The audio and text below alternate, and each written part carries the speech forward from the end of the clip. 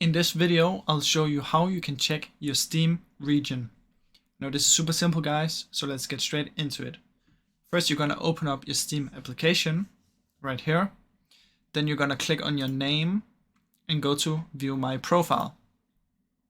Now from in here, as you can see, it will say the country that you chose. Then what you can do is you can press Edit Profile, scroll down a little bit, and where you find location, you can change this. You can choose to do not display if you don't want people to see, and you have the option to choose from all of these places. So you can choose one here, Switzerland, let's say. You can choose the state or province, and then you just press save. Now that's an super easy way that you can do it on Steam. Now I really hope you enjoyed the video, and if you did, please leave a like and subscribe, as it helps me out a ton. Thank you so much for watching.